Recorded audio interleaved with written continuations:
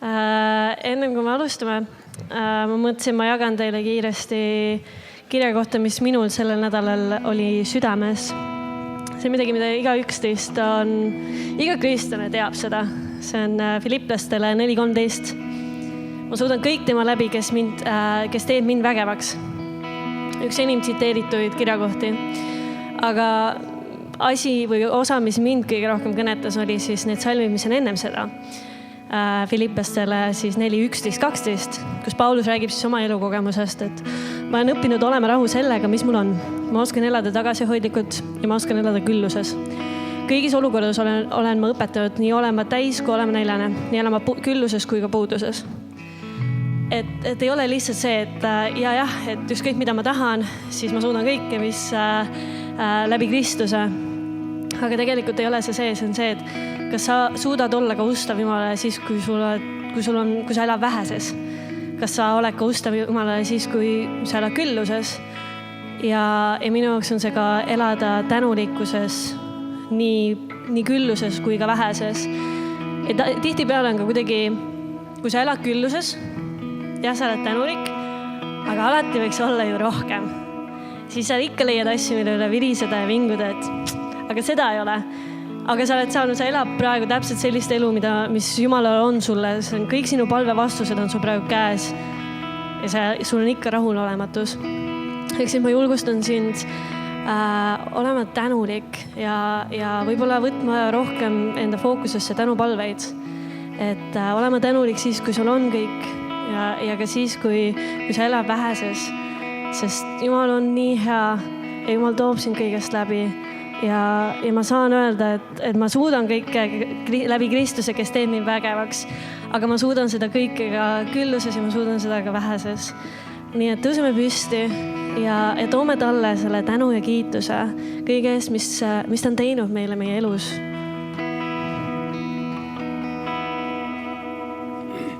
Ja esimene laul räägibki ühest rõõmsast päevast, kus surm võideti. Tõsta oma hääl ja tõsta oma käed ja oma vaimi üheskoos meiega.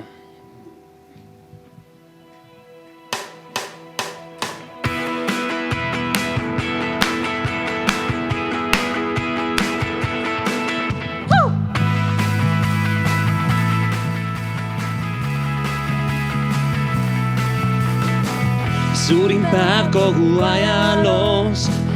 Surm on võidetud, mind päästsid sa. Laula nüüd, Jeesus elab taas. Siit viidud on tühi haud. Igavese elu võitjaks sain. Hüüa nüüd, Jeesus elab taas. Elab taas. Kaunis päev, rõõmus päev, mind pestud puhtaks väes. Kaunis päev, rõõmus päev, ei surma enam näe. Muutused on käes.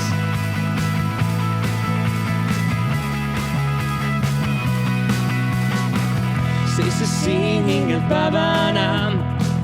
Lõpuks ometi kohtun sinuga, kuulun sulle, Jeesus, mu oma sa.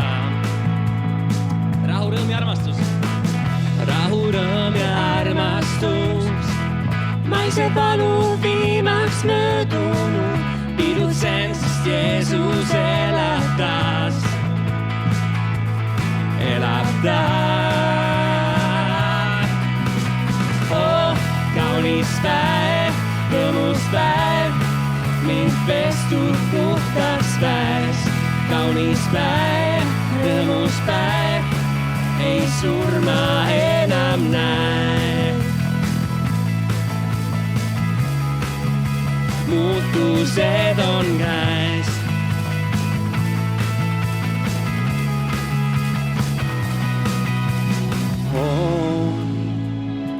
On nauline see. Sinu auline tee, kuis pääsid mind.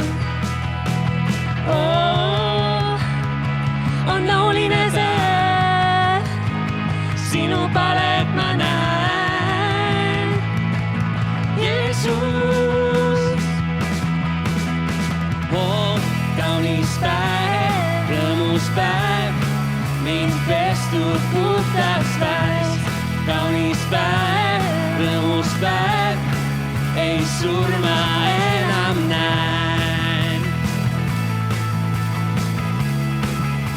Muutused on käes.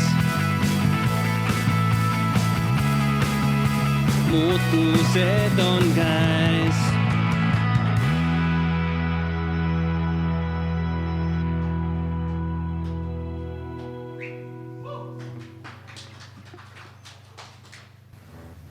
No nii, tere hommikust. Igaks minu mikroskoop ka tere, on rõõm näha kõiki siin ja tegelikult ju kohtusime siin viimati 2 nädalat tagasi, sest et möödunud nädalal oli meil selline tore üritus nagu Ärkame 2024 ja minu meelest oli see ju äärmiselt mis iganes. Aastad lähevad nii kiiresti, et kes sa neid jõuab jälgida. Juba on 26 juba. Peaaegu käes juba.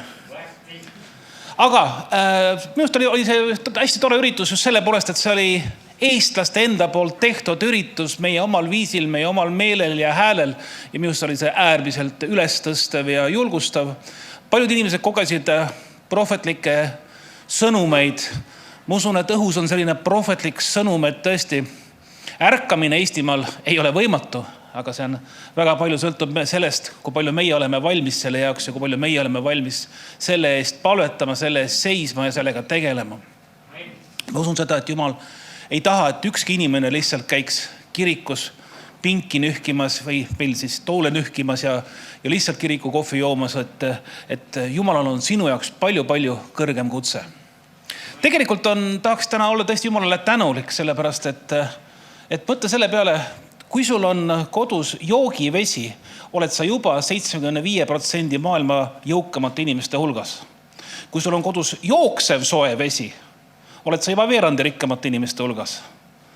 Nii et kui sul on tõesti olemas kodu ja sul on laud kaetud ja sul on mingisugune enam-vähem stabiilne sissetulek, siis sa oled juba maailma õnnelikemate ja tublimate inimeste hulgas.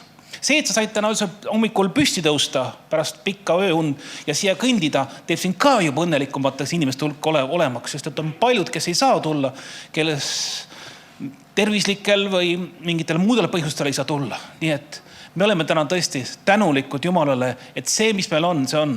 Nagu Tuuli Enis ka rääkis ju, et me saame hakkama nii jõukuses kui ka vaesuses, sest et minul on kodus selline magnet lausa külmkapi küljes, et rikas pole see, kellel palju raha on, vaid rikas on see, kes omadega rahul on. Nii et kui sa oled omadega rahul, siis sa oled rikas mees või rikas naine täna. Aga täna meil on siis niimoodi, et meil täna erandkorras noorteminuteid ei ole, sest et see on nagu selline hingetõmbepaus enne järgmist pühapäeva, kui meil on noorte teenistus siin. Noored teevad teenistuse. Ja siis me otsustasime ka, et kuna noorte teenistusel pole mõtet teha noorte minuteid, siis me teeme noorte teenistusel vanade ja väärikate minutid. Nii et kõik on vastupidi. Täna pidi kõnelema Urmas, aga kuna ta jäi haigeks, siis Jaanek on võtnud tema koha sisse ja jagab meile seda sõna, mis Jumal on talle andnud. Aga alustame sellega, et me läheme palves. Ma unustasin küsida, kes meil täna sõna loeb? Hea küll, Ants on alati valmis. Ants on nagu see pioneer või skaut tänapäeval siis, jah. Olgu. Aga issand, me tõesti tuleme sinu ette täna hommikul tänuliku südamega ja täname sind, et meil on täna selline võimalus, et me oleme suutelised liikuma ja kõndima, et meil on vabadus kõndida ja liikuda ja tõesti tulla siia pühakotta kokku sinu ette. Me mõistame, et sina ei ole enam täna pühakojas. Sina oled meie sees, ükskõik kus me oleme, kas kodus või tööl või koolis või kus iganes me oleme, sa oled ikka meie sees ja meie juures ja meie lähedal ja me ei pea tulema sind kirikusse tingimata otsima. Aga me usume, et tõesti tulles kokku siia ühes koos ja ühel meelel, siis on meie palvevägi ja ühtsuse vägi suurem kui kunagi varem. Me usume seda, Jumal, et sina oled täna igaühe siia toonud, kes on täna tulnud siia. See ei ole lihtsalt meist enestes, et me tuleme siia, vaid sina oled meid kutsunud siia. Ja ma tõesti palun, et me võiksime ära tunda selle sinu plaani meie jaoks ja et sina aitaksid meil siseneda sellesse kutsesse ja täita, võtta sisse oma koht siin Jumala riigis. Me täname sind selle eest. Me täname, et Jumala riik on kõikjal meie ümber, seespidi meie sees kõigepealt, aga et me võime ükskõik, kus me oleme, teenida sind ja armastada sind. Me täname sind, et tänasel teenistusel sina oled siin paigas liikumas oma püha vaimu läbi ja täidad meid, parandad meid, annad meile ilmutusi, annad meile prohvetlikku sõna, annad meile oma juhtimist ülistuseks ja sõna jagamiseks ja kõigeks, mida me siin täna teeme. Me täname sind selle eest Jeesuse nimel. Amen. Ja Ants tuleb ja loeb tänase sõna ja siis ülistame Jumalat.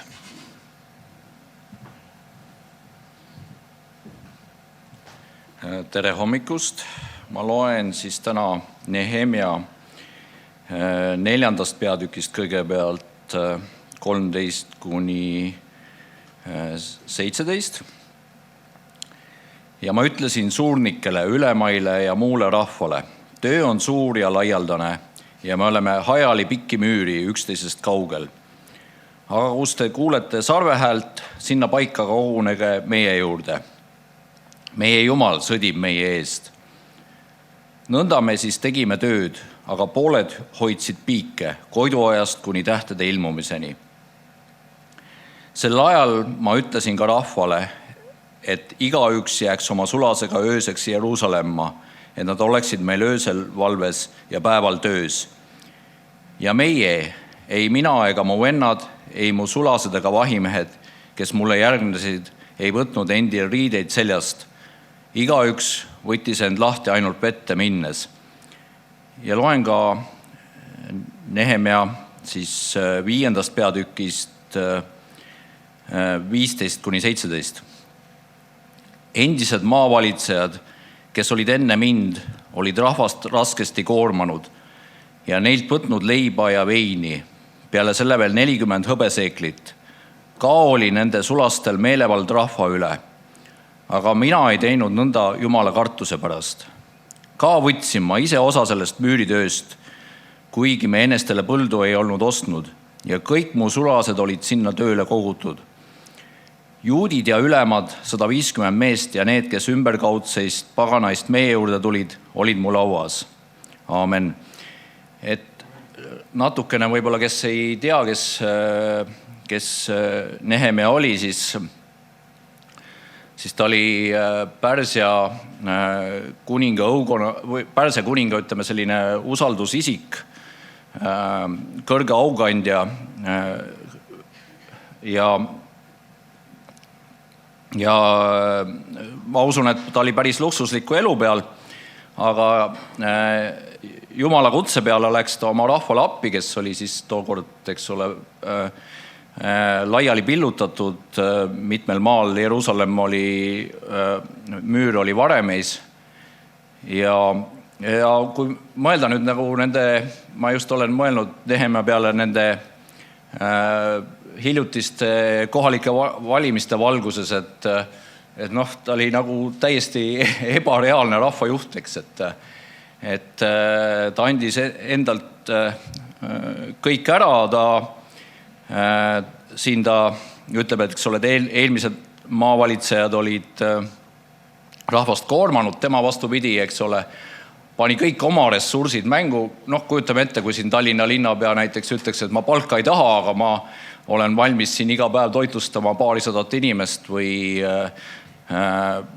mis iganes, et see nagu tundub täiesti nagu selline teistmoodi. Ja meie kogudusena, kui siin 4. peatükist lugesin, siis Nehemia ehitas ka ise müüri, aga tal ühendas kogu need inimesed, kes olid valmis seda tegema ja meie kristlastena peame samamoodi olema ehitama kogudust ja ma usun, et kui siin ka ärkame teenistustel öeldi välja, et on selline tõe ja armastuse ajastu nüüd käes, siis tegelikult me peame olema igaüks selline Nehemia, et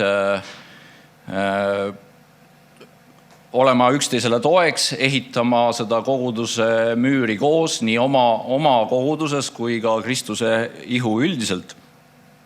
Ja siin on ka, et kui on sarvehääl, et siis tõttame üksteisele appi, et jah, võib-olla on ka teisi kommunikatsioonivõimalusi tänapäeval kui just sarve kaudu, aga sarve alt puhudes, aga jah, et mõte on selles, et kellel on mingeid raskusi ka meie koguduses, et siis me ei jäta seda nagu enda teada, et kui vaenlane meid ründab ja paratamatult ta ründab, et siis me koguneme, kas palvegrupp palvetab või ka saame mingit praktilist abi osutada, aga et me oleksime selles asjas koos.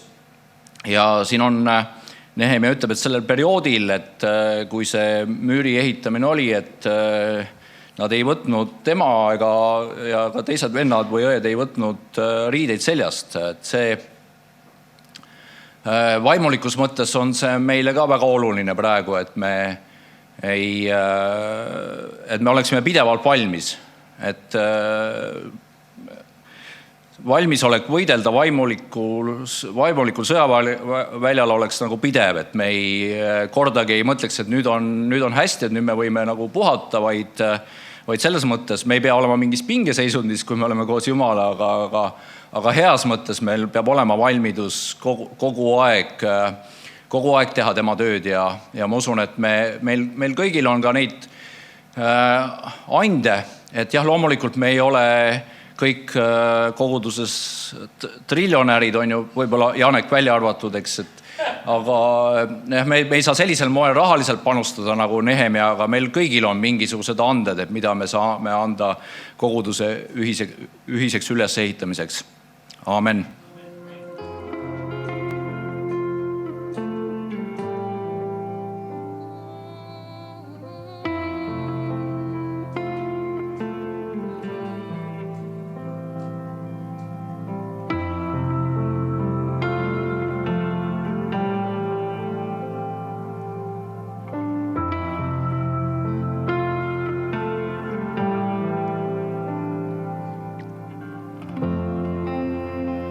Su trooni ümber koondub kõik, kes su au võiks tunda. Kõigi eest sa ohvriks tõid, kui orjaks andsid enda. Oled austusväärt, oled austusväärt, Isa, sind vaid kiidame. Sind kummardab ja tõstan käed, igavesti valitseb.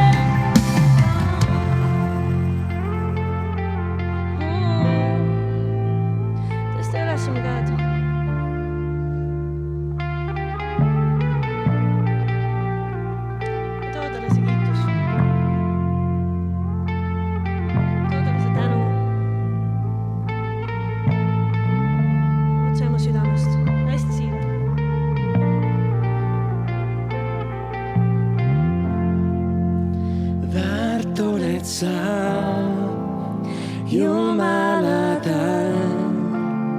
Au ja austus kuulub sul, halleluuja.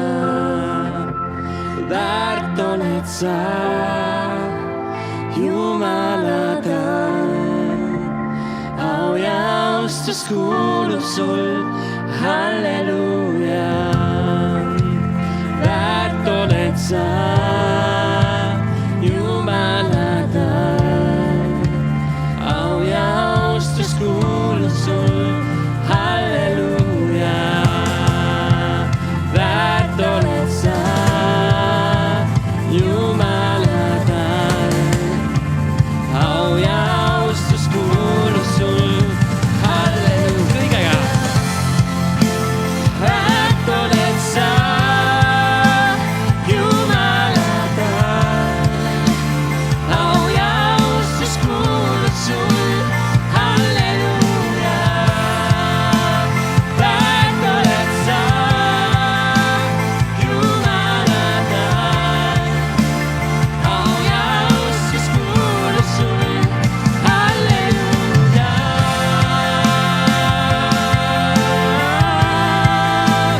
Halleluuja. Au ja austus kuulub sul, halleluuja.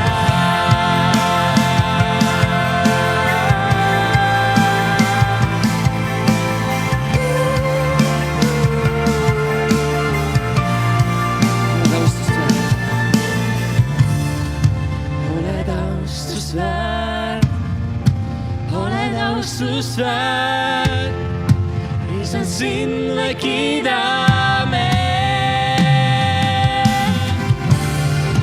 Sind kummardan ja tõstan käed. Igavesti valitsed. Oled austusväärt, oled austusväärt.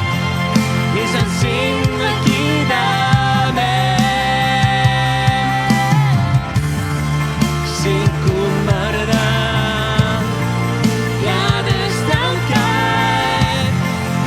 Igavesti valitsed. Väärt oled sa Jumalatan. Au ja austus kuulub sul, halleluuja. Väärt oled sa Jumalatan. Au ja austus kuulub sul, halleluuja.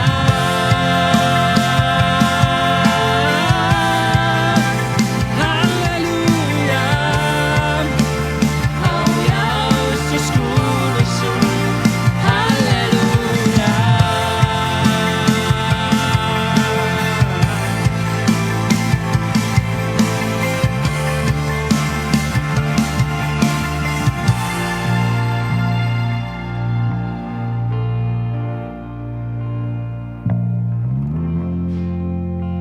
Su trooni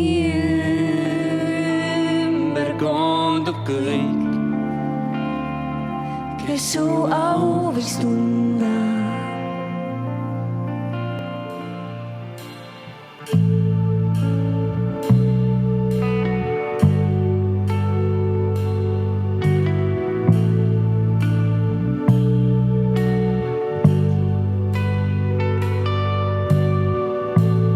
Uuesti algus ei saabu.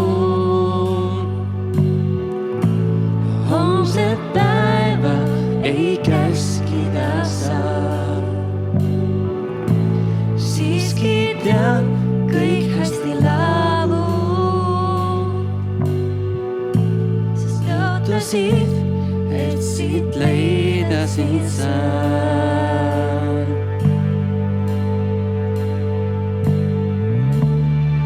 Pole piisama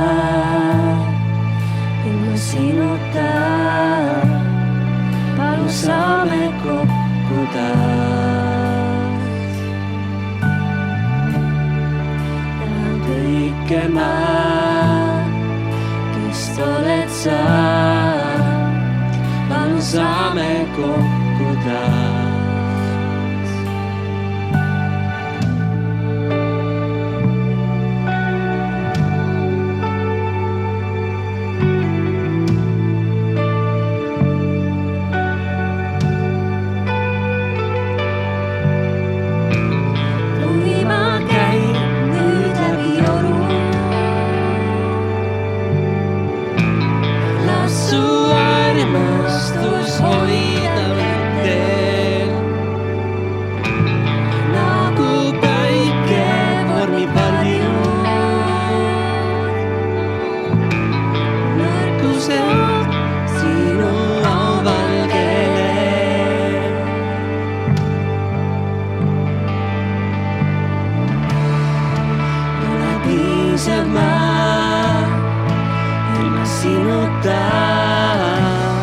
Palun saame kokku taas.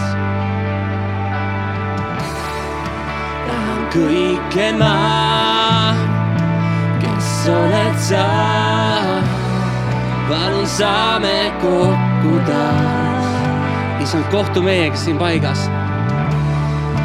Pole piisav ma ilma sinuta. Palun saame kokku taas. Tahan kõike ma,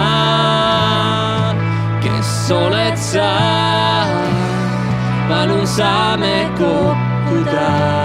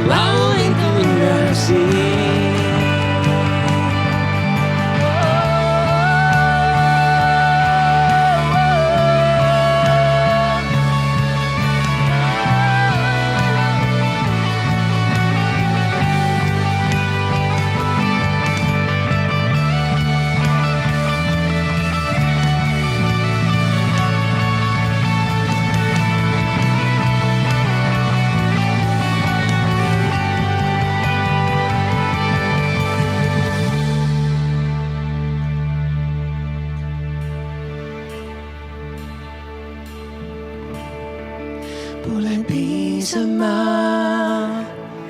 ilma sinuta. Palun saame kokku taas. Tahan kõike ma, kes oled sa.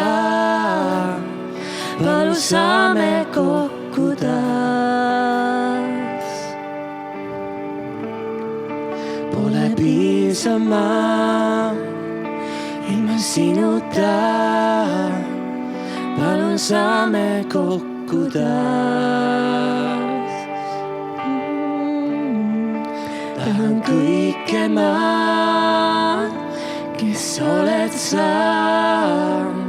Palun saame kokku taas. Ma mõtlesin, et me jagaks tunnistust teiega. Ma olen töötu. Halleluuja, ma ütleks selle peale, jaa, täpselt. selles suhtes, et nagu ma olen, mis ma olen 35 on ju, ja oma nii-öelda, ütleme niimoodi, et alates, kui ma olin 17, siis mul on alati mingi töö olnud. Nüüd elus esimest korda ma olen töötu ja ma olen tõesti õnnelik selle peale. Ei nagu päriselt. Just rääkisin siin ühe teise inimesega, kes oli mõni aega tagasi siin töötu, kes siin just mängis bassi natukene minu kõrval. Ja ta ütles ka, et tal oli ka see nagu, inglise keeles on blessing in disguise, ehk siis nagu peidetud tunnistus või? Peidetud õnnistus, jah. Et sa arvad, et see ei ole äkki õnnistus, aga tegelikult asjad pöörduvad niimoodi, et see on õnnistuseks sulle. Ja selles suhtes, et ma nagu ei läinud ise ära. Seekord mind õnneks koondati. See tähendab, et free money, ehk siis tasuta raha. Ma küll seda veel kätte ei ole kõike saanud, aga tänu Jumalale see õigel ajal tuleb. Aga ma just tahtsin seda jagada, et ma ei tea, võib-olla keegi teine on ka töötu või midagi sellist, aga tahtsin sulle lihtsalt jagada seda rahu ja rõõmu, mis mu sees on. Et nagu selles suhtes tõesti nii hea on olla sellises nii-öelda teadmatus kohas. Ma ei tea, mis otseselt edasi saab. Mul on mõtteid, mul on mingisugust visiooni. Ma palvetan nende pärast, ma proovin neid rakendada oma parimal viisil ja usaldada neid Jumala kätte. Aga ma tänan tõesti Jumalat sellest, et ma tean, et esiteks see esmane aeg, mis mul praegu on, need esimesed nii-öelda paar kuud, kus ma vähemalt olen nagu fully covered, täielikult kaetud, siis ma tean, et esiteks ma ei pea oma raha pärast muretsema. Ma võin mitte lihtsalt, ma ei tea, lebotada ja päev läbi videomänge mängida, nagu mõni võib-olla arvab, et töötud inimesed teevad, on ju. Aga mul on elu jooksul tekkinud mingi terve hunnik mõtteid ja ideid ja ma olen proovinud igasuguseid asju, nii-öelda ettevõtlust mingil määral, mitte kuskile ei jõudnud sellega, sest ma pole kunagi pühendunud sellele. Mul on laptopis, mul juba vanas laptopis oli, mis mul oli mingi 15 aastat tagasi, oli desktopil selline kaust nagu ideed ja mõtted. Ja sinna tead, kogu aeg tuleb aina juurde ja juurde ja juurde ja tead, rakendamiseni võib-olla heal juhul on jõudnud nii palju. Aga ma mõtlesin, et kuule, nüüd mul on see aeg võtta, palvetada, otsida tarkust, võib-olla otsida mentoreid, inimesi, kes saavad ka mind julgustada, võib-olla anda nippe või vastu näppe. Mõlemad on kasulikud asjad. Ja ma tean, et kui isegi midagi ei peaks nässu minema, ma tean, et mul on olemas ka uus töökoht, kui ma tahan, ja ma ei pea muretsema. Ja ühesõnaga, ma lihtsalt tahtsin jagada seda nagu kindluse veendumus, mis mul on nii-öelda vaimus Jumalasse. Et ma tean, et ma ei pea muretsema ja kõik on korras, vaatamata sellele, et mõtted tahavad tulla, tahest tahtmata. Ma olen inimene, ma ärkan vahepeal keset tööd üles ja mõtlen, mis nüüd saab? Ja siis mõtlen, kuule Fredi, rahune maha, mine magama ja 5 minutit hiljem ma magan. Et inimlikus loomuses ma nagu mured tahab tulla, aga samas mu vaim on seest nii palju tugevam, et ta hüppab koheselt välja ja ütleb, et ei, Fredi, kõik on korras, ära muretse, kõik saab korda. Jumal kannab sinu eest hoolt, sa lihtsalt mine mööda seda teed ja ära muretse. Et see oli siis selline, ütleme niimoodi, see on päris noorte minutid, sest ma olen ka poole jalaga penskar. Aga, või kuidas see oli, kuldse seas või mis see Heigo ütles siin? Nagu, ei, uus nagu kotkas, ma arvan, see on parem termin äkki meie kohta. Aga jah, olge ka tänulikud kõigest, mis teil on ja Jaanek kohe ka paneb teid tänulikud olema, et meil on ägev pastor, aga ja nüüd tuleme ette kõige ägedam, kõige toredam terviseminuti professionaal ja maailma parim Eesti korvpallur Jaanek Pallase. Sa oled tõesti vanaks jäänud. See juba niimoodi, näita, kas juukst kõõrenevad juba pealegi. Natuke tuleb juba, jah. Võt selle järgi saab teada. Aga okei. Mulle tundub niimoodi, et mõnikord vähemalt mina olen oma elus olen näinud seda, et see võib olla, Fredi, äkki sulle ka, et selleks, et midagi head, paremat, uut saaks tulla, selleks peab vana ära lõppema.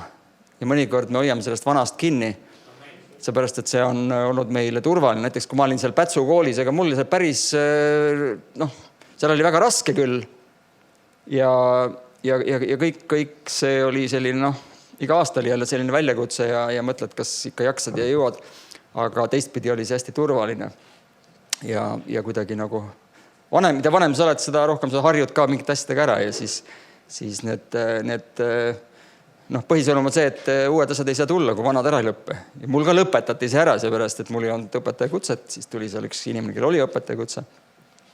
Ja siis öeldi, et jah, et kahjuks meie siis peame siinkohal nagu töölepingu lõpetama. Ja täna ma olen selle koha peal, kus on kindlasti see elu on täna palju-palju parem, et ma sinna kindlasti tagasi minna ei tahaks. Võib-olla kunagi läheb, kunagi ei tea kunagi öelda või kunagi ei tasu öelda, et mitte kunagi. Aga just, et Fredi, nüüd on see läbi sul, et järelikult see võib tähendada seda, et midagi uut ja paremat on tulemas. Kui see poleks läbi, siis ei saaks see tulla. Ja võt see on küll tihti peale, kui me Jumalal käime, see on üks asi, mis on nagu oluline meeles pidada, isegi kui need muremõtted tulevad. Nii, mul tegelikult oli plaan ju rääkida detsembri alguses. Paar päeva tagasi Urmas juba teatas, et tal natukene on seal, ta ei ole nagu rasket haige, aga et rääkimine on võib-olla raskendatud, et ta hea meelega vahetaks ära. Et Urmas teeb siis nüüd minu korra siis seal detsembri alguses ja mul tegelikult oli juba teema valmis, mida ma tahtsin rääkida ja siis ma täna nagu natuke ennetavalt siis räägin seda, mida ma tahtsin tegelikult natukene veel lasta küpseda, aga ju siis Jumal teab, millal on õige aeg mingitel asjadel rääkida ja tegelikult mitmed mõtted või ütleme ka see teema on seotud ka selle Ärka Eestiga. Seal tekkisid mul mõtted, mida ma tahaksin kindlasti ka Veikoga jagada, ma võtsin temaga ühendust, juba nad on praegult seal just Hispaanias missioonireisil, palmi all missioonireisil, Veiko, tšau, igal ei kasutab alati omavahel ühendada ja kes pahmast tallab, selle suud ja tasu kinni, eks ju, siduda. See on ka asi. Ja kindlasti kogu TTT tiim siin, kõik, kes siin on olnud ja kes seal kaasas olid ja nad on teinud suure töö ja see on tegelikult selline vägev verstapost, et selline asi on üldse saanud juhtuda, et naljalt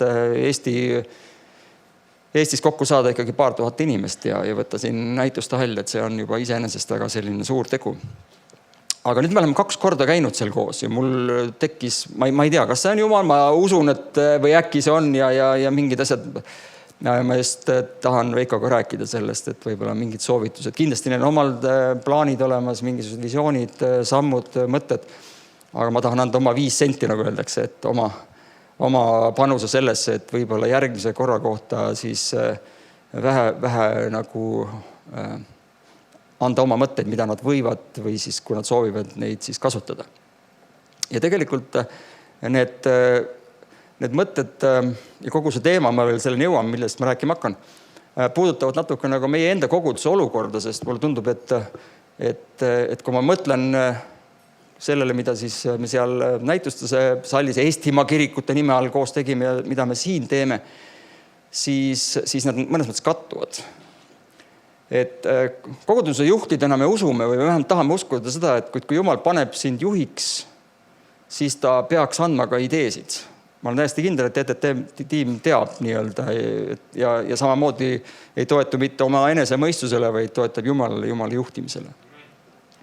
Ja kes on meil on siin ka täna külalisi, aga meil on siin omad vanad tegijad, siis meie kirik on ka mõnes mõttes sellises muutuses praegult, et väga palju mõjutust sellele muutusele on kindlasti andnud meie Soti kogudus, kes on näidanud meile ühte natukene teist viisi, ma ei mõtle isegi teist viisi, vaid ühte viisi, kuidas kokku tulla ja Jumalat teenida ka sellises valdkonnas, kus meie võib-olla ei ole seda praktiseerinud nii tihti, nii nagu võiks. Ja see, millest me räägime, on see, et nemad on hästi tundlikud püha vaimule ja nad avavad ennast väga kergesti või kuidagi suudavad kontakteeruda Jumalaga ja siis teenida inimesi sellega, mis Jumal neile annab. on need siis mingisugused pildid või mingisugused sellised prohöteeringud, nimetame neid niimoodi.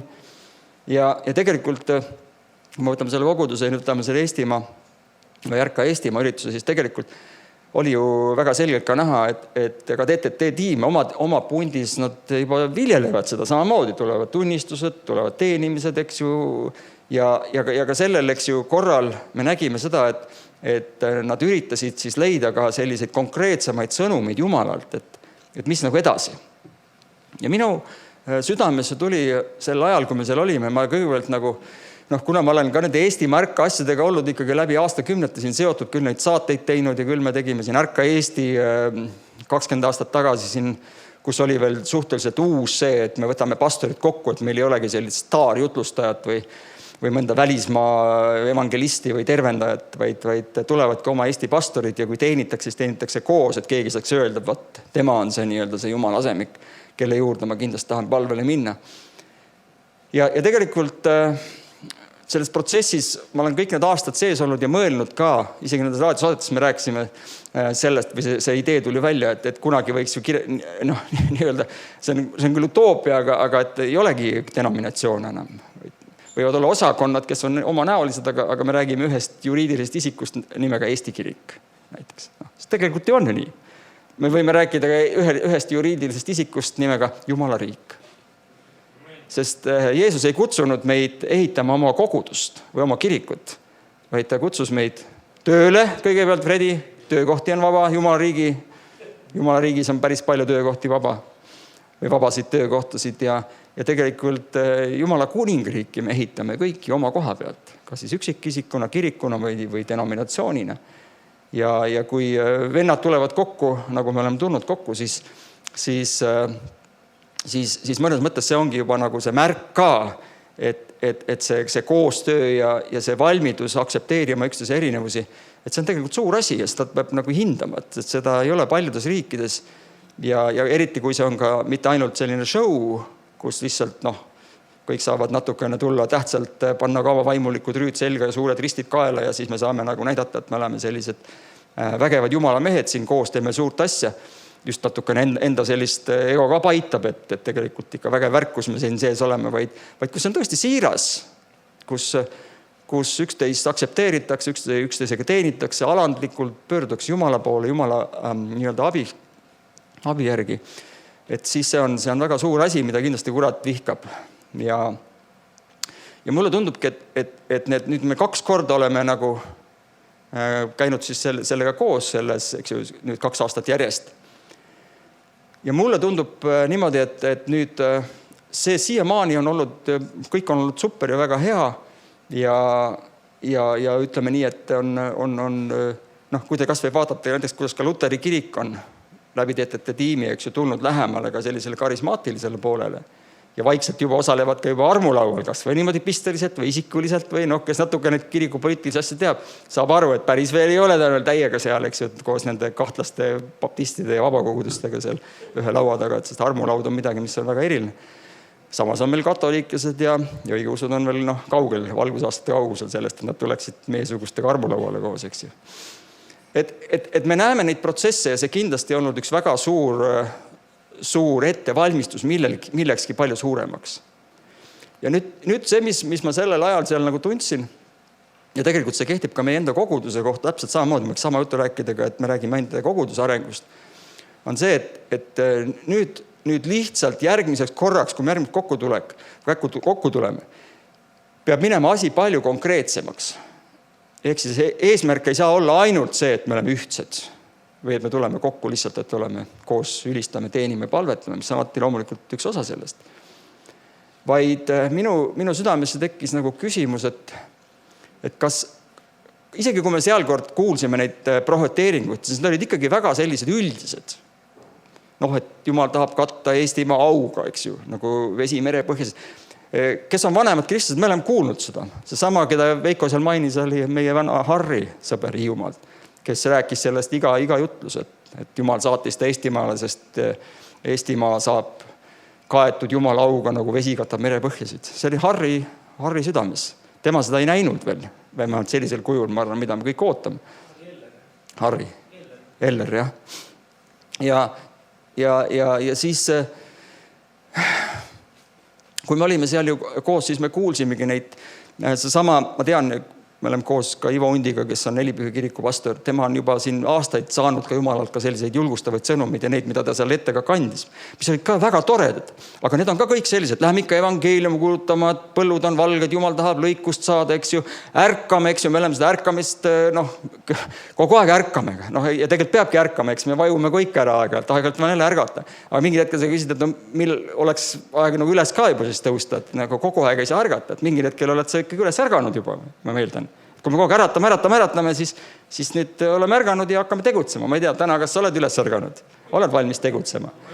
Et saate aru, see, mis ma sain aru või mis minust tuli, on see, et nüüd oleks vaja nagu kasutada ära seda võimalust, kui juba Eestimaa kirikud on kokku tulnud, et me järgmisest kordadega kuidagi ei jätaks seda kasutamata juba, et tullakse kokku, sest kui nüüd see asi ei lähe konkreetsemaks, nagu sõjaski, kui kindral tuleb siin ette, siis mingil hetkel sul on vaja brigaadidele või pataljonidele või rääkida mingisugustest konkreetsematest plaanidest, et mida me siis nüüd teeme.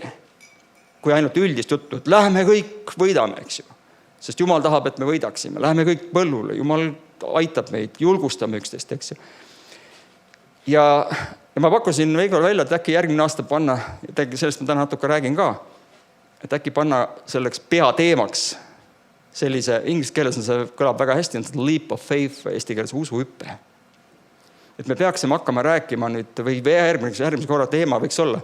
Võib-olla see ei ole ja võib-olla neil on omal palju paremad mõtted, aga mu mõte oli just see, et äkki saab panna selleks põhiteemaks usuhüppe, mis tähendab, et me läheme nüüd veel konkreetsemaks. Ja toon ühe näite.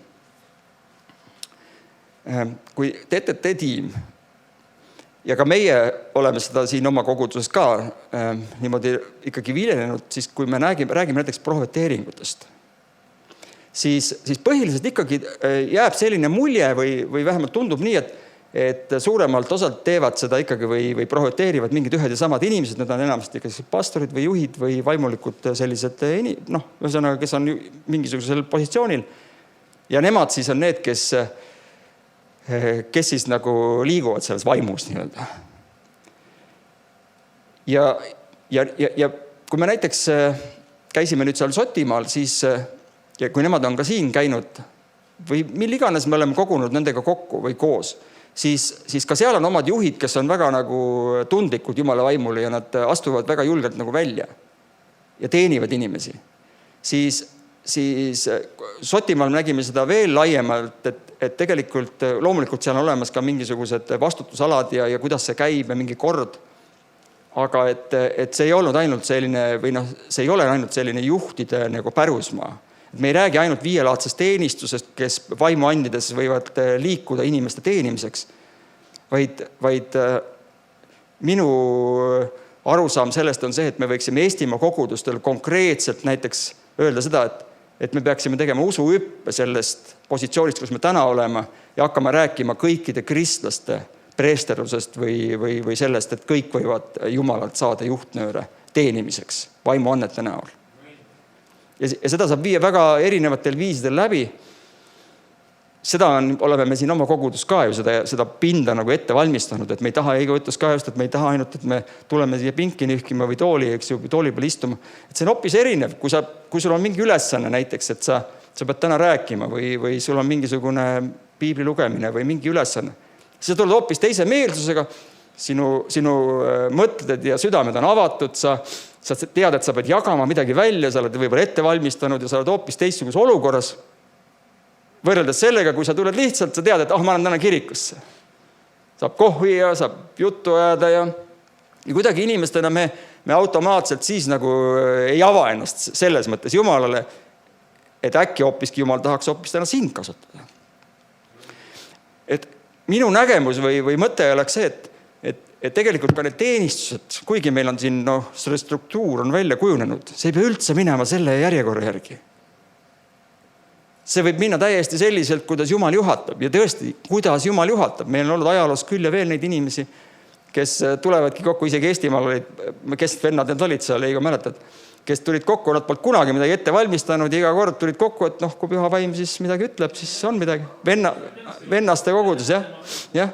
Et mis asja, mingit jutlustajat ei panda paika, midagi ei panda paika, et kui püha vaim midagi hakkab siis liikuma ja juhtima, et siis toimub ja kui tundub, et midagi ei toimu, siis lähme koju tagasi ja meelt parandada. No võt, et siis tuli minna koju ja meelt parandada, kui Jumal ei kasutanud või teinud mitte midagi, eks. Aga me oleme, selles mõttes küll on vaja ärgata, et me oleme natuke oma mugavustsooni jäänud, et me tuleme, kui meil ei ole nagu otsest kohustust ülesannet, siis me tuleme mugavalt, eks ju, ja lihtsalt istume maha ja siis vaatame, et mis siis täna meile räägitakse või tehakse. Selle asemel, et meie tahame siit kantsist nagu visata sulle ka selle kinda, et mine tea, et äkki on täna Jumalal ka sinuga mingi plaan. Ja loomulikult me ei saa seda nagu teha sundusega, me ei saa seda lihtsalt niimoodi lambist hakata seda praktiseerima. Tavaliselt head asjad hakkavad juhtuma siis, kui tuleb hakata koolitama inimesi. Ja meil on näiteks plaan, me ei ole veel nüüd sotlastega veel rääkinud, aga tahaksime sealt siis kutsuda siia neid inimesi, just kes on nagu selle koha pealt nende kurud heas mõttes, kes oskavad ka õpetada, kuidas saada Jumalalt siis neid erinevaid selliseid visioone, nägemusi, pilte, sõnumeid teiste inimeste teenimiseks. Ja miks mitte? Mina küsin, miks mitte me võiks seal samas järgmine aasta selle kogudustega koos öelda, et me ei räägi ainult, et Jumal tahab lõigata, et läheme kõik lõikama, vaid öeldagi, et me peame tegema usuhüppe. Ja see usuhüppe on tundmatus, see on hoopis midagi muud ja see on midagi konkreetset. Et Eestimaa kirikud võiksid samamoodi, olenemata mis denominatsioonis on, hakata praktiseerima püha vaimu järgimist ja vaimuannetes liikumist. Nii teenistustel kui ka eraelus, igapäevelus.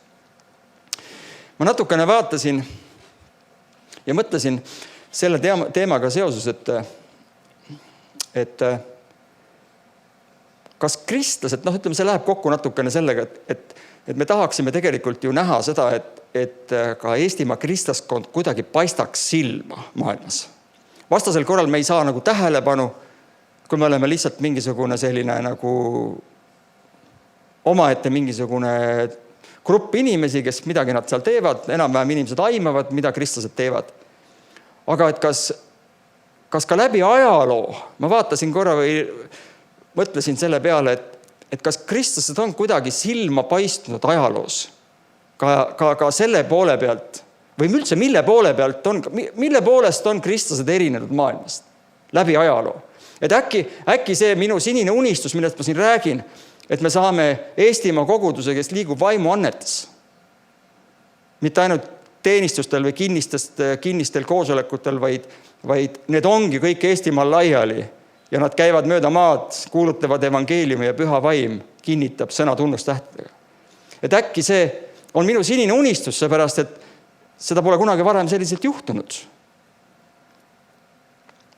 Või on juhtunud?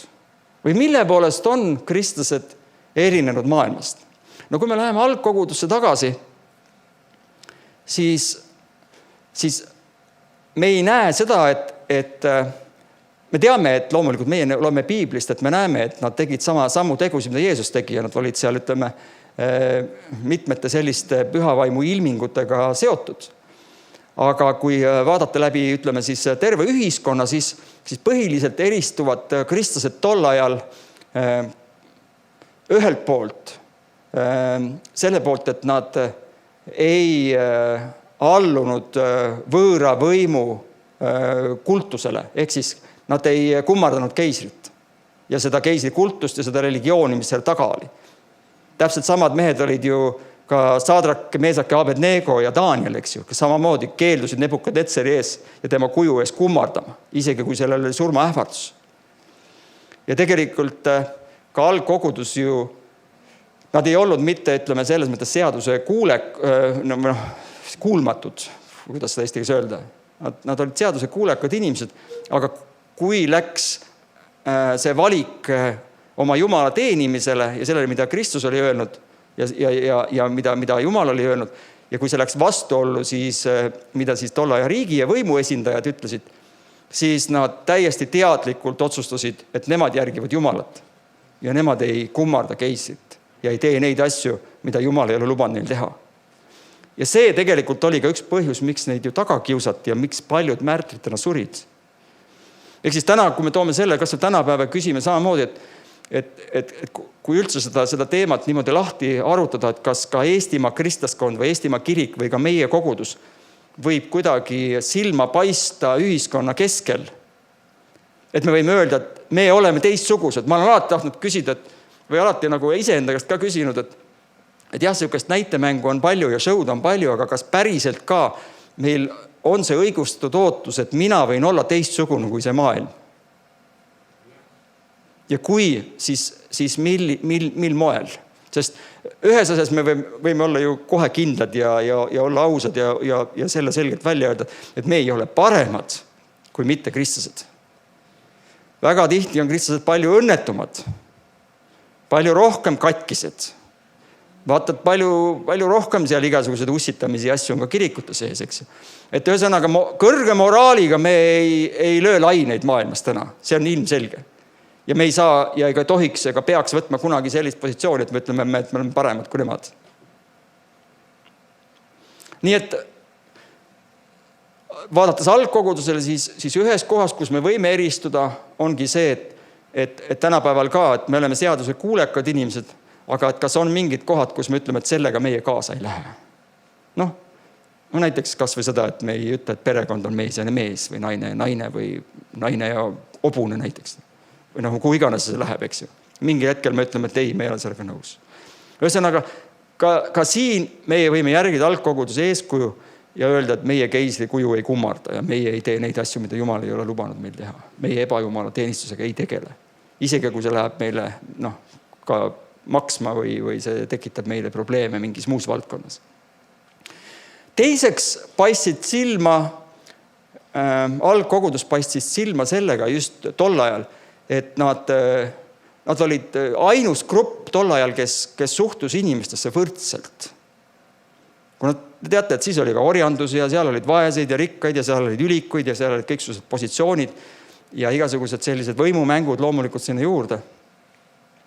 Kristlased olid need, kes suhtusid kõikidesse inimestesse. Ja see tuleb ju Kristus enda käsust, armasta oma ligimist nagu iseennast. Ei ole vahet juuti või kreeklast, rikast või vaest, eks ju, santi või tervet jõukast. Me näeme, Kristus ise oli selline tüüp, kes, eks ju, see, et sul on palju raha, see ei tähenda, et sul on kohe positsioon. Vastupidi, eks ju, mõnikord isegi, et sa mine ja tee ennast vaesemaks, siis saad ka võib-olla alandlikumaks, kui sul on see probleem näiteks. See on üks jälle koht, kus läbi ajaloo me näeme mitte ainult algkogudus, vaid ka muudel hetkedel kindlasti kristlased tõusid nagu esile.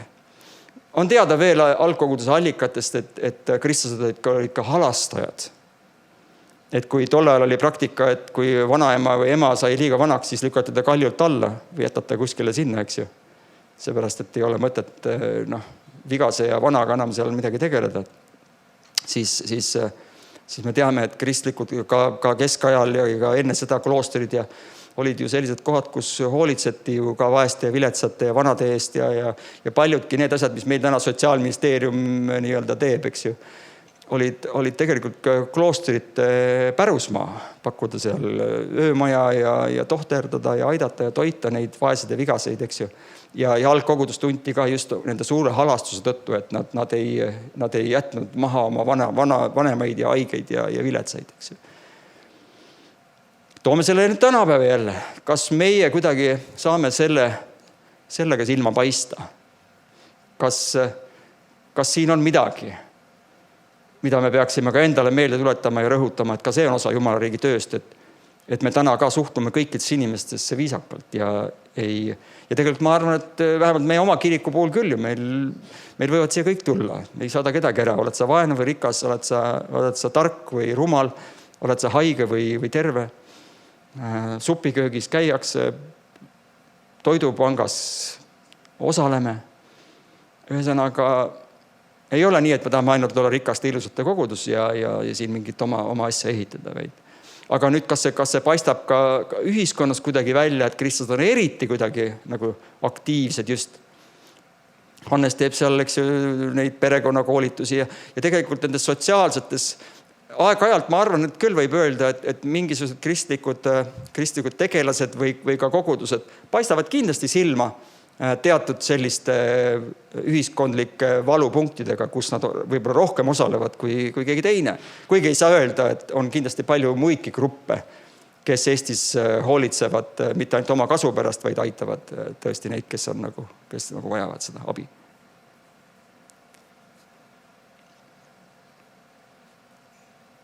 Need on mõttekohad.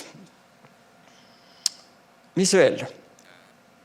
No ajaloost kindlasti tuleb silma, kui me hakkame mõtlema, milline kristlik grupp või millisel perioodil on kristlik kirik kuidagi eriliselt silma hakanud või millega nad on silma hakanud. Siis kindlasti, mida iga inimene teab, vaatamata sellele, kas nad on kristlased või mitte, kõik teavad templirüütleid. Mis aastal nad loodi? Nad loodi 13. kuskil sajandil, põhilise eesmärgiga kaitsta kogudusi, kirikuid, nende vara, nende tegevusi rüüstajate ja igasuguste pättide ja kaabakate eest, kes tol ajal käisid. Ja me teame, et hiljem see natukene pöördus, selle suund ja eesmärk pöördus, nad said seal valitsejate käest autonoomsuse, nad hakkasid ise toimetama, nad muutusid kuidagi väga oluliseks ka kogu maailma silmis kui selline arvestatav jõud. Ja loomulikult see läks võib-olla liiga kaugele teinekord. Ka meie ju inimesed ütlevad, et meil on see ju usk on toodud mõõga ja tulega, eks. See on ka natukene nagu see ei ole küll nendega otseselt seotud, aga kui sa võtad ristirüütli, siis see on ju, tal on ju mõõg käes, mida selle mõõgaga teeb, ega ta kärbseid ei tapa sellega ju. Ja alati kindlasti, kui on korruptsioon või kuskilt mingid võimuasjad või kui nad ise saavad palju võimu, siis kindlasti juhtub ka halbu asju, mis võivad maad ja inimeste suhtumist mõjutada väga otseselt ka Kristuse suhtes. Ma ei taha sellist, mis asi see on, eks. No viimasel ajal on kindlasti negatiivses mõttes mõjutanud meid kogu see katoliiki preestrite asi, eks ju. Ja ühesõnaga, et me näeme, et on mingisugused suuremad teemad küll, mis aeg-ajalt ületavad uudiskünnise ja siis räägitakse kristlastest, räägitakse kogudusest. Ja nüüd ma tulen tagasi selle küsimuse juurde, et kui me tahame olla edukad evangeeliumi kuulutajad, siis enne meid põhimõtteliselt peaks juba see sõnum juba valmistama meile teed ette. Ja võtan ühe piibli kirjakoha ka, mis on tegelikult selle tänase teema kõige, see on tegelikult neid kirjakohti ja näiteid on päris palju. Aga ma usun, et ma ei näe väga palju, kindlasti oli neid ajaloos seal keskajal või enne seda, et me näeksime selliseid suuri ärkamisi, mis muidugi meil oli ka, aga meil on kuidagi nagu, või tundub niimoodi, et need kõige suuremad ärkamised, kui me räägime ka sellist pühavaimu tööst ja sellest, et selle ärkamise mõju ei olnud ainult siis koguduse enda mingisugune mõju, vaid see oli ka kuidagi ühiskonna ülene niimoodi, et terve maa ja rahvas võib-olla sai kuulda sellest ja näha sellest. Ega ma ei usu ka, et ka Jeesuse ajal meile jääb vahepeal võib-olla selline mulje, et kui Jeesus seal tegi imesid ja toitis seal neid inimesi seal 2 kala ja palju neid leibasid oli 5 või 7 või palju neid oli, et kindlasti kogu Rooma riik või tolla ja siis ühiskond teadis, et ta teeb seal suuri asju. Ma arvan, et see on ka pigem niimoodi, et mingites kuluaarides võib-olla midagi kuskilt imbus läbi, natukene võib-olla kuuldi, aga kindlasti see ei olnud selline mastaapne niimoodi, et üks mingi superstaar, jumala poeg käib ja teeb mingid tohutud imesid, äratab surnuid üles ja tohutud vägevad asjad juhtuvad. Et kindlasti mingisugune kuuldus oli ja see kuuldus tegelikult rajas talle teed ja kuhu paikades seda läks, siis see juba temast ette jõudis see kuuldus sellest, et see on jumala poeg või see on üks jumala prohvet, kes teeb vägevaid tegusid. Ja siis ta läks ja siis ta kinnitas seda sõna tunnustähtedega, mis pärast seda järgnes. Kui me vaatame, kui me võtame näiteks kogu selle ärkamist ajaloo, seda võiks terve Kristuse ajast kuni tänapäevani välja võtta ja kohe spetsiaalselt uurida, et kus on olnud, mis ajaperioodil on olnud neid ärkamisi erinevates maades, erinevates paikades. Meil on siin Walesi ärkamised, meil on siin just viimased viimased Azusa Street, nelipühi ärkamised, Torontos, meil on siin mingid lennujaama, mingid igasuguseid selliseid nagu suuremaid, kus on ka sellist pühavaimu tööd ja tegemist nagu näha, on just nagu viimastel aastasadadel. Ma väga ei tea, et seal keskajal midagi või eks seal ju siis oli ka, aga no loomulikult tänapäeval on ka see tehnika nii palju arenenud, et kindlasti see info ja kogu see kajastus jõuab palju kiiremini ja rahvast on kindlasti rohkem ja piirkondasid on rohkem ja midagi ei ole öelda, kolmandik ju inimkonnast on ka kristlased, et selge see, et kogu aeg midagi toimub. Miks ma seda räägin? Ma räägingi seda sellepärast, et nii lihtne on siit eest öelda, et võta vastu püha vaim, hakka nüüd püha vaimu juhtimise all nagu liikuma ja tegutsema ja profeteerima ja kõike seda asja.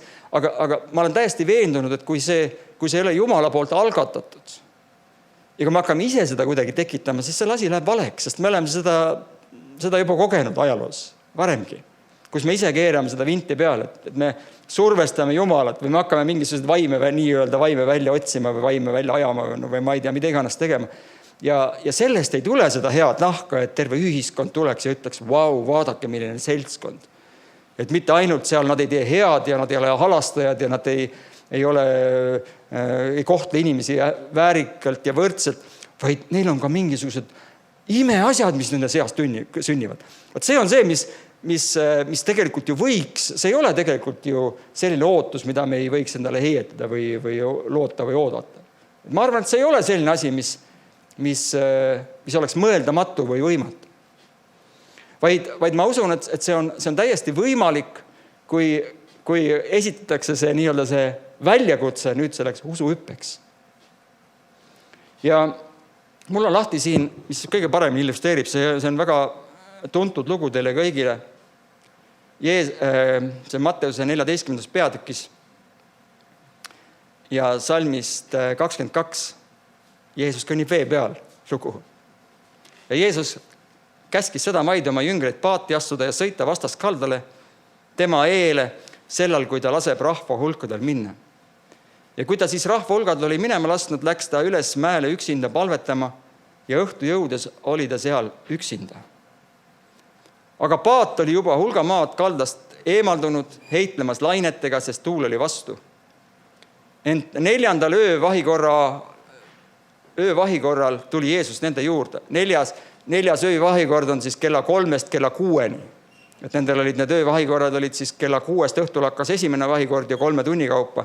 Nii et 4. öövahikord oli siis öösel kell 3 ja kella 6 kuskil seal vahel, siis täiesti öösel, pimedas. Tuli Jeesus nende juurde järve peal kõndides. Aga Jeesust järve peal kõndimas nähes ütlesid jüngrid kohkunult, see on tont ja hakkasid hirmust pärast kisendama. Ja nüüd on välja uuritud umbes, et see paat või laev, mis iganes see oli jõudnud kuskil 5 või 6 miili kaugusele, ehk siis 7 kilomeetrit või 8-9 isegi kilomeetrit, et kui Jeesus seal veel neid leibasid ja neid jagas, siis ta käskis, et jüngritele, et te hakake juba minema, et küll ma te kuidagi ise järgi saan, nad ei teadnud, kuidas ta järgi tuleb. Nii et siin esimene asi, Jeesus oli vee peal kõndinud 8 kilomeetrit. Sportlik vees või oli seal ka Jumala vaim mängus? Jah, või ta suutis kuidagi teleporteeruda ja siis sinna nende ette sattuda. Äkki tal olid veesuusad, ma ei kujuta ette. Ja kui ta siis lõpuks nendele ilmus, siis esimene loomulikult reaktsioon jüngritelt oli, et salmist 26, see on tont ja hakkasid hirmu pärast kisendama. No loogiline ju. Saate aru, et see ei olnud mingi selline kristallselge vesi, kust kõpskingade keegi tuleb sealt mingi härrasmees niimoodi. Vaid nad olid seal tegelikult juba päris palju vatti ja vilet saanud nii-öelda selle järve peal. Seal oli torm, seal oli neil tuul oli vastu ja ma ei kujutagi ette, kui kõrge see laine võis olla. Aga igal juhul ma ei kujuta ette ka, kuidas see Jeesuse 8-9 kildine matk sinna siis nende lainetega koos see juba näeb väga nagu kummaline välja, kui sa proovid ette kujutada. No ma kujutan ette, seal 1,5 meetrit oli ikka, kas ta siis astus kogu aeg üle lainete või tuli lainetest läbi või? Igal juhul jüngritele jäi see mulje, et siin ei ole kellegi muuga tegemist kui tondiga. Ja mingi vaim või mingisugune viirastus või midagi nad seal nagu, eks ju siis. Ja ka Jeesus kõnetas neid seda maid ja ütles, olge julged, sest mina olen, ärge kartke. Ja järgmine on siis meie tänase teema, võib-olla üks võtmel isegi salm või kirja kohta. Peetrus vastas, issand, kui sa oled sina, siis käsi mind tulla enda juurde vee peal. See on see lugu, mida me kogu aeg räägime, see on nagu tavaline lasteaia kindlasti kirikus on lahe seda rääkida ja seda ette kujutada ja joonistada ja niimoodi. Aga panete tähele, minu jaoks on siin nüüd üks väga huvitav või üllatav moment. Pane tähele Peetruse iseloomu või reaktsiooni. Ja vaat see on see usuhüppe alge või see on see paat, kus nad istusid, oli see nende tolle hetkel siis ainukene selline turvaline koht, kus olla ja istuda. See nii-öelda mõnes mõttes väljendab või illustreerib ka meie tänast elu.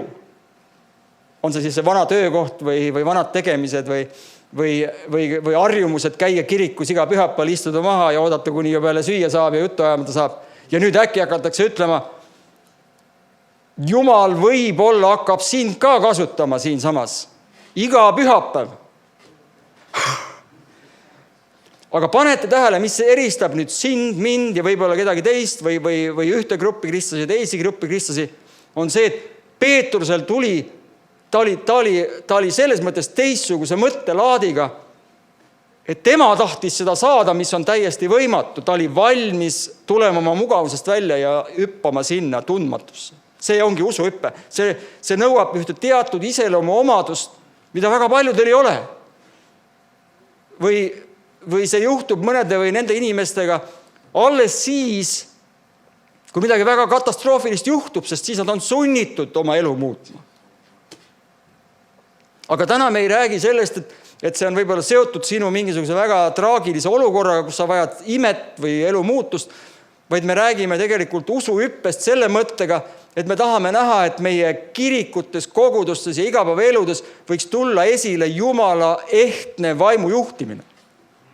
Ja see on hoopis midagi muud, see on hoopis teine mentaliteet, see on seesama Peetruse mentaliteet. Mina tahan siit paadist välja hüpata ja vaadata ka, et kas mina ka sellest osa saan, sest Jeesus oli midagi öelnud. Ehk siis paljud ütlevad ka, või mida võiks ka öelda kogu selle usuhüppe selgituseks, et enne ära hüppa, kui Jeesus pole öelnud tule. Ehk siis usuhüppest me saame rääkida alles siis, kui sa oled saanud sõna Jumalal.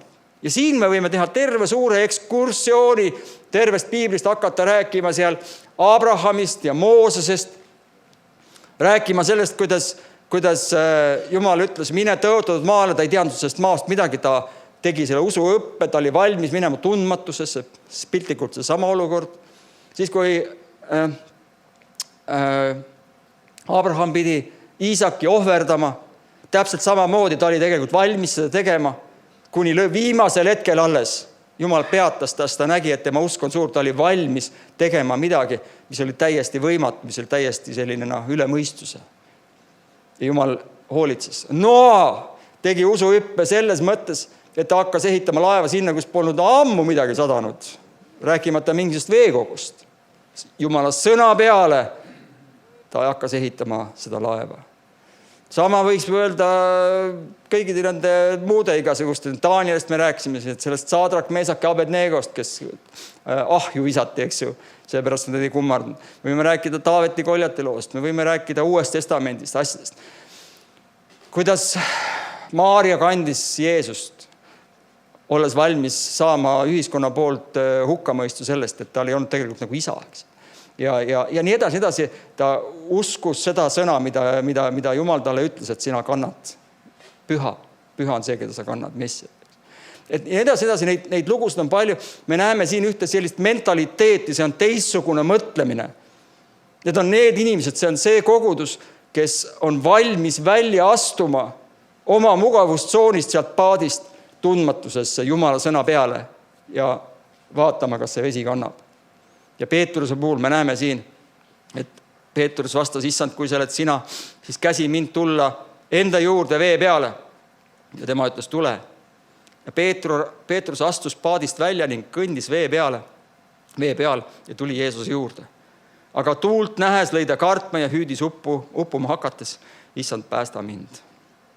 Siin on nii palju igasugust punkte, need on räägitud ka nii palju, eks ju, et me teame, et me peame hoidma silmad Jeesuse peal ja mitte olukordade peal ja kõik see on siin olemas, eks ju.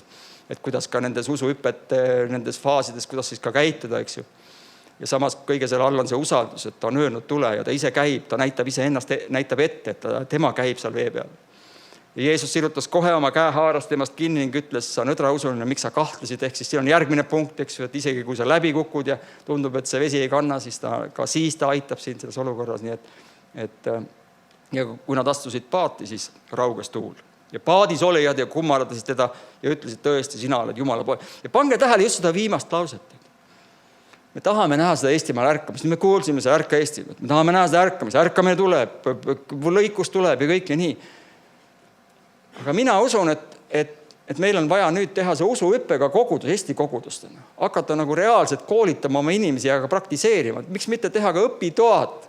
Ja ma tean, et ETT punt sellega teevad või tegelevad ja väga hästi, aga nüüd oleks vaja see nii-öelda see ühest mingisugusest väiksemast seltskonnast või ka mingisugust juhtidest või vaimulikest liidritest anda see nii-öelda see usuhüppe ülesanne kõikidele koguduste liikmetele.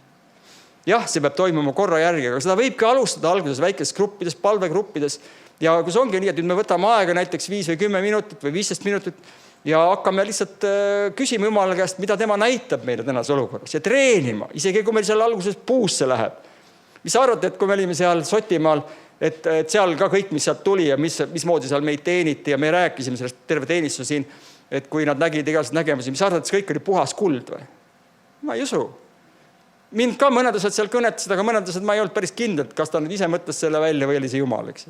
Enamasti on nii, et see ongi, see on jälle järgmine teema, kuidas seda läbi katsuda ja kuidas ja millal mida öelda ja kas sa pead ise selle tähenduse leidma, selle tõlgendamise või annad selle inimesele. Et siin on palju nüansse, et ei tekiks segadust. Aga mina julgen täna öelda, et mõnes mõttes me oleme Eestimaa kirikutega ja kui me võtame kas või need 2 juba koos olemist, miks mitte minna järgmine kord juba rohkem konkreetsemaks ja rääkida konkreetsematest sammudest, mida Eestimaa kirik võiks koos teha.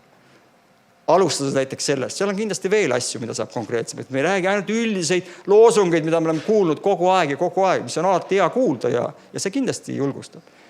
Aga et läheme konkreetsemaks, et mida me siis nüüd selles olukorras tegema peame. Sest me läheme ka oma kiriku, me panime oma uksed siin lukku, me läksime sinna. Nüüd tahaks ka samamoodi teada saada, mis me siis nüüd edasi teeme. Lihtsalt see, et me ainult tuleme kokku, et olla koos, minu jälle jääb sellest natuke väheks. Ma tahaks nüüd kuulda Jumalalt, kas on teil samad enda liidrite kaudu või on seal teised. Meie ei pea seal üldse kuidagi seal olema seal kaasas. Aga et miks mitte näiteks panna järgmiseks kokkusaamiseks sellise üldteema, et usuhüppe või hüppe tundmatusse või mis iganes. Ja siis juba hakata vaatama, mida siis Jumal teeb, kasutades ära juba seda olemasolevat koostööd kirikute vahel. Et kas seal tekib mingisugune sünergia või mingisugune palju suurem või laiem haare või mingisugune õilsam või vägevam nii-öelda töö või tegemine, mis tervet ühiskonda kuidagi mõjutab. Niimoodi, et meedia hakkab rääkima ja panema tähele. Et need ei ole mingisugune kinnine sekt seal, vaid et tundub, et nad tõesti, nad on teistsugused inimesed. Minu unistus ja küsimus ka ise endale, et kas ma julgen või kas see on minu ülbus, kui ma pean ennast teistsuguseks kui maailm. Ja kui ma olen teistsugune, siis mil moel ma olen teistsugune? Millised võiksid olla need ootused? Mis on ka päris asjad, mitte lihtsalt ette kujutatud sellised unistused. Amen. Nii et võib-olla siin lõpus korra palume, sest ega minul ei ole ka täit plaani, mul on lihtsalt need mõtted mul tekkisid seal ja tegelikult need samad protsessid toimuvad meie kirikus, me tahame liikuda edasi Jumala püha vaimu sellisel otsimisel, juhatusel, me ei taha lihtsalt käia koos käimise pärast, vaid me tahame näha, et ka siin paigas inimesed saavad reaalselt abi. Ja kuidas seda teha niimoodi, et see päriselt juhtub? me teame ja kuuleme aeg-ajalt siit-sealt, et inimesed saavad abi. Aga miks ei võiks olla see nagu mitte igapäevane, aga palju tihedam ja palju kuidagi avatum ja palju vahetum. Ja keegi ei saa öelda, et siis, et Jumalat ei ole olemas või Jumal ei ela või Jumal ei käi või ei liigu oma rahva keskel. See on minu ootus. Ma ei oska täna seda veel tekitada ja ma arvan, et keegi ei oska.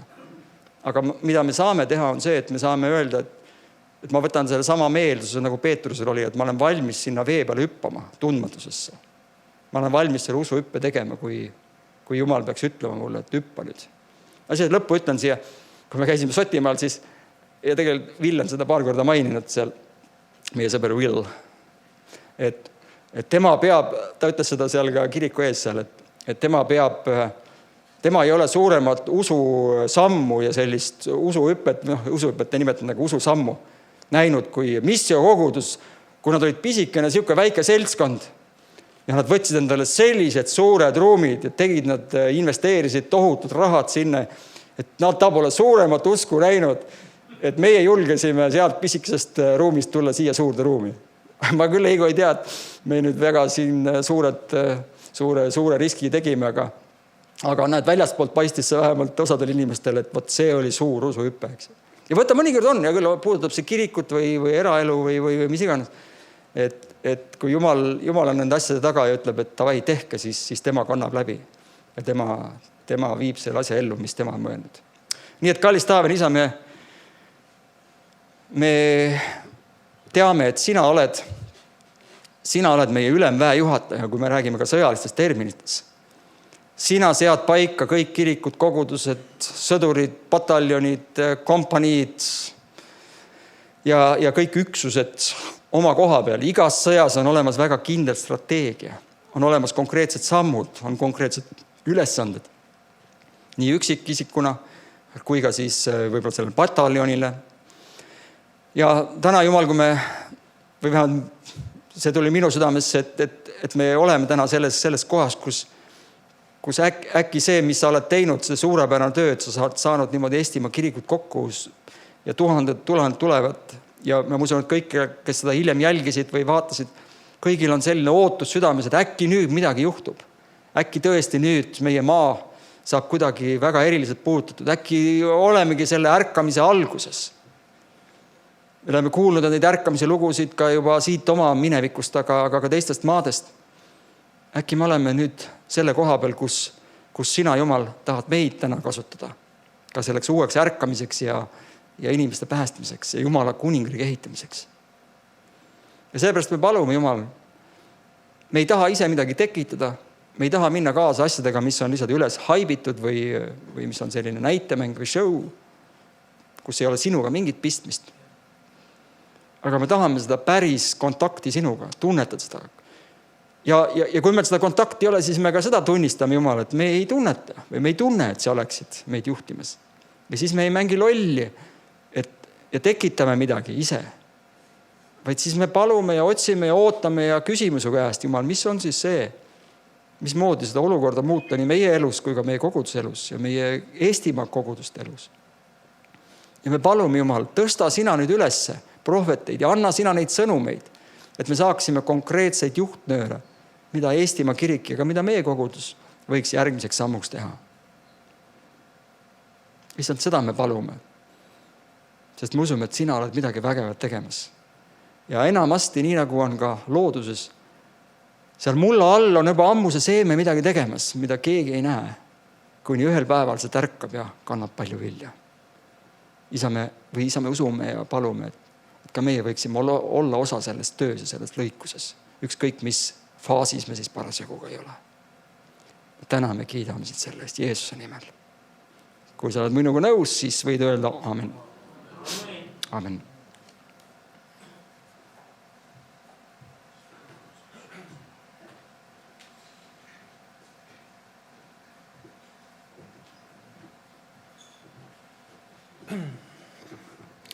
Ja meil on siis praegu aeg jätta hüvasti nendega, kes vaatavad meid ülekandes, et kohtume taas järgmisel korral, kui on meil noorteteenistus. Aga praegu siin koha peal lähme edasi sellega, et